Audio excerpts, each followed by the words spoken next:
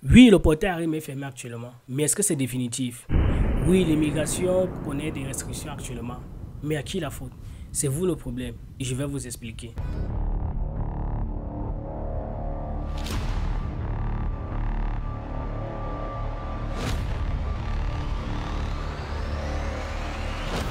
Bonjour, beaucoup de rumeurs courent ces derniers temps. On dit que le Canada est fermé et que c'est définitif, mais est-ce que c'est réellement le cas?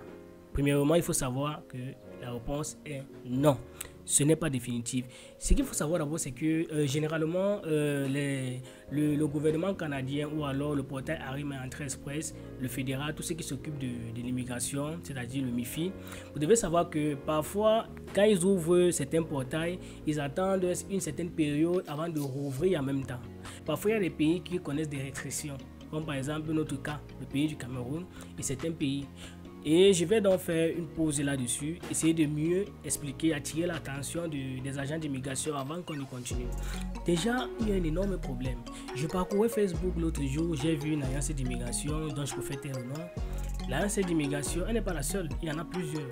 Cette agence d'immigration dit, chez nous, 1. On fait le WES. 2. La preuve de fonds pour les étudiants. 3. On fait aussi le contrat de travail. Je ne sais pas si ils comprennent l'erreur qu'ils sont en train de commettre. C'est un peu comme une sorte de fraude. C'est-à-dire, puisque ce sont les réseaux sociaux, ils boostent. Quand ils boostent, ça fait en sorte que ça touche une grande partie de la population. C'est ils veulent aider les Camerounais. Mais là, ça entre déjà un peu comme si c'était le faux.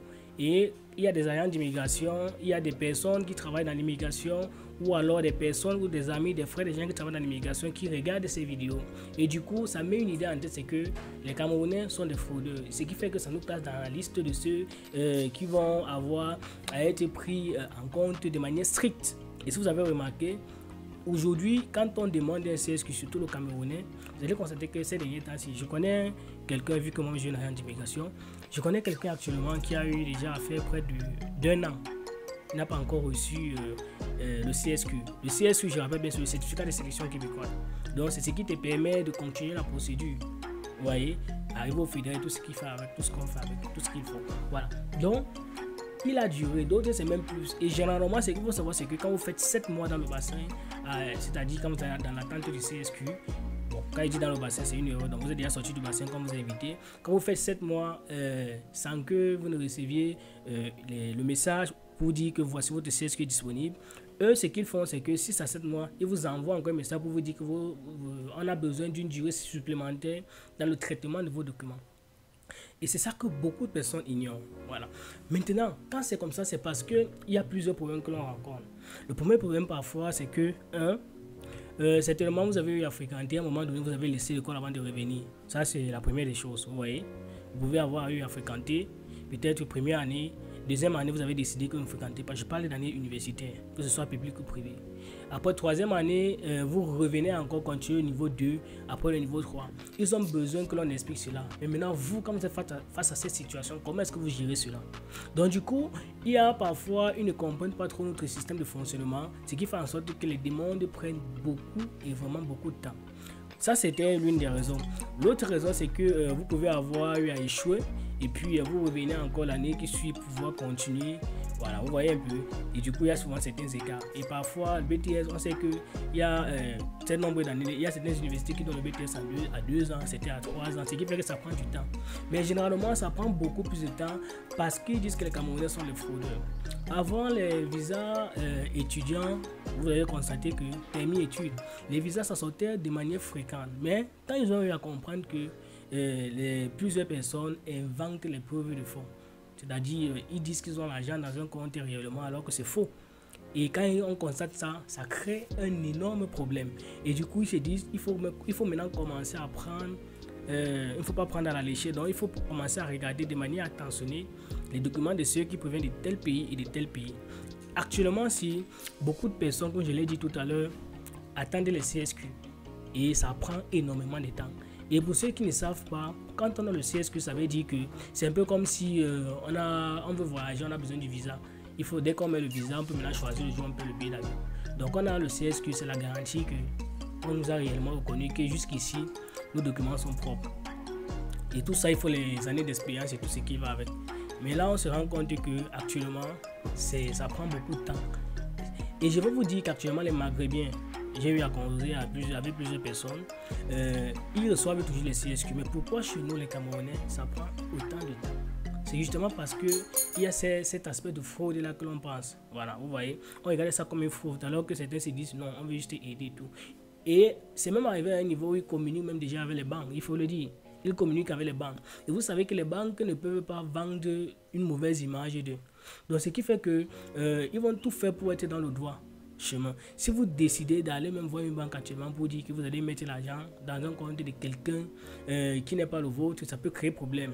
D'autres pensaient même à un moment donné à faire des faux comptes. Mais eux-mêmes ont compris après que ça ne va servir à rien. Donc l'immigration est vraiment stricte à plusieurs niveaux. Et ça, c'est le problème que nous causent les agents d'immigration. Et ce qui m'énerve dans tout ça, c'est qu'il y a des personnes qui ont un très bon profil, de très bonnes années d'expérience, mais qui se retrouvent en train de subir tout cela. Parce que si on décide aujourd'hui, comme actuellement, le Canada est fermé peut-être jusqu'à... Le portail est fermé peut-être jusqu'en juin. C'est pas pour dire que c'est fermé définitivement. Ils ont l'habitude de faire ça. Mais ils prolongent. Comment on va avoir constaté cela? Si vous avez constaté, vous allez voir que au Canada actuellement, ils ont dit que surtout au Québec, il y a beaucoup trop d'immigrants. Donc, si on ferme, c'est pas pour dire qu'Entrée Express de son côté est fermé. Non, c'est pour dire tout simplement que on a besoin d'envoyer une certaine partie plutôt dans tel pays. D'autres sont en train de se fâcher. D'autres provinces, ils disent que non, au Canada, c'est un peu de trop. Et les gens n'arrivent même plus à travailler alors qu'ils sont des autochtones. Donc, le problème ou alors la solution à ce problème, c'est de commencer à renvoyer ou à rapatrier tous ceux qui ont immigré avec les contrats de travail. Ou alors, dont le contrat est expiré, ils ne veulent plus qu'on renouvelle. Et même parfois, ceux qui ont la résidence permanente se retrouvent en train d'être guettés un peu d'une certaine façon. S'il y a un petit problème à un moment donné, on ne veut plus d'asile, on rapatrie tout simplement. Je ne sais pas si vous voyez. Donc, les agences d'immigration doivent évidemment être alertées dans la mesure où il y a des choses que vous devez éviter de faire. Vous voyez?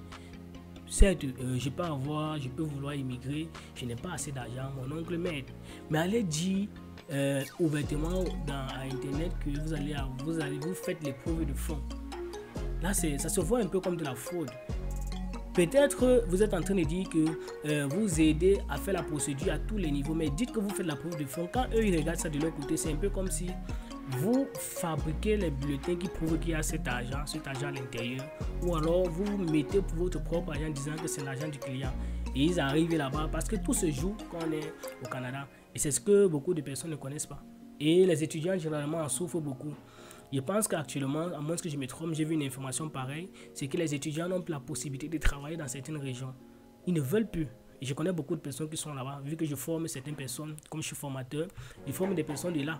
Directement étant ici, ils me disent que actuellement, il y a une loi qui est sortie, les étudiants, ils sont en train de souffrir réellement, ils ne peuvent pas réellement travailler. C'est pourquoi ils avaient besoin de faire un test de langue pour pouvoir avoir une résidence permanente. Donc les petits boulots là, ça devient compliqué à un moment donné. Donc, le Canada devient non compliqué. Comme je l'ai dit, les Maghrébiens actuellement, ils reçoivent toujours les CSQ. Mais le côté ouest ou alors Afrique centrale, nous, les Camerounais particulièrement, je ne pense pas qu'au Cameroun actuellement, depuis même déjà le mois de novembre, si le Cameroun a reçu même 100 CSQ, à moins que je me trompe, je ne sais pas. Mais les Maghrébiens reçoivent puisque je cause avec eux. Donc, ce qui fait que ça devient un peu compliqué. Et on remercie encore le gouvernement camerounais parce qu'il y a la déclaration des fonds qu'on a eu à sortir. Beaucoup voient ça comme un problème. Beaucoup pensaient que c'était les dépenses qu'on devait faire, mais non. C'est une façon pour eux de contribuer à l'amélioration de cela. C'est-à-dire ça facilite l'immigration. D'autres voient ça d'un mauvais œil pour le moment, mais ils ne sont pas en train de comprendre. Quand on fait la procédure et quand on demande une preuve de fonds ou on demande le certificat de travail, tout ce qui va avec, quand vous mettez votre déclaration ou alors le document qui prouve votre profession et votre salaire, ça vous facilite dans la mesure où si on nous dit par exemple, ici, voici ce dont on a besoin pour les étudiants, vous entrez facilement dans la catégorie. Voici ce dont on a besoin pour la résidence permanente, vous entrez facilement dans la catégorie. Et il y a certains qui se découragent. Beaucoup m'ont dit, ils m'ont écrit, m'ont dit là maintenant où je suis là, le Canada est fermé. Ou alors Arim est fermé, il me faut donc maintenant, j'avais mon test de langue, j'étais dans le bassin, mais je n'ai pas reçu d'invitation. Donc je pense qu'il doit refaire le TCF Canada pour pouvoir essayer d'entrer le bassin entrée express afin de pouvoir immigrer facilement au Canada. Mais je vais vous dire que oui, c'est une bonne idée, c'est une bonne option. Mais ne pensez pas que Arima est fermé définitivement. Si vous étiez dans le bassin Arima, vous devez continuer à y rester, même si vous pouvez créer encore le bassin entrée express pour pouvoir faire votre procédure. N'abandonnez pas Arima. Et vous avez remarqué que Arima ne demande pas de preuve de fonds. Donc, eux ne demandent pas de preuve de fonds. Ça veut dire que quand tu as l'expérience professionnelle qu'il faut, tu as le profil qu'il faut, on te tire et tu continues la procédure aisément. Ça ne demande pas les équivalences. Ce qui fait que c'est encore plus facile. Donc, vous pouvez faire des deux côtés. Mais n'abandonnez pas Arima. Et Arima, quand il tire réellement. Et je rappelle encore, beaucoup disent qu'on ne peut pas immigrer. On passe par le portail Arima et on s'installe dans n'importe quelle zone. C'est faux. Il y a beaucoup de paramètres qui entrent en jeu. Je pense que j'ai eu à faire une vidéo là-dessus. Donc là, c'était donc pour attirer l'attention de beaucoup de personnes, des agents d'immigration, des agences d'immigration, des agents d'immigration, des personnes qui aident les autres à faire des procédures, ou alors des personnes qui font leurs procédures particulièrement. Il faut donc prendre tous ces détails en compte. C'est très crucial pour mener à bien cette procédure. Et aussi, je vais encore dire autre chose, c'est que quand on fait une procédure, surtout pour le Canada, vu que ça prend du temps, n'abandonnez pas vos travaux, n'abandonnez pas tout ce que vous faites. Vous risquez d'avoir l'AVC avant le temps. Quand je dis l'AVC, vous comprenez. Donc vous risquez de chuter, avoir l'arrêt cardiaque, des problèmes de cœur et tout, des tensions. Parce que nous, généralement, ce qu'on fait, c'est que quand on a débuté une procédure, donc c'est-à-dire qu'on a eu à composer le test de langue, parfois on ne nous a même pas encore tiré, ou alors dès qu'on nous a tiré, on commence à dire je suis au Canada. Et puisque je suis au Canada, ça veut dire que 1. Je vends tout ce que je possède. 2. Je demande, comment je vais dire ça? Je dis que actuellement je ne travaille plus. Je demande, on appelle souvent ça quoi? La lettre de, je fais une lettre de démission et tout. Non. Il faut continuer à fonctionner comme si on faisait pas une procédure. Et là maintenant, quand notre visa sort, on peut maintenant quitter facilement. Donc voilà les points à prendre en compte. J'espère que cette vidéo vous aura aidé. N'oubliez pas de liker, de vous abonner et surtout de partager. Merci.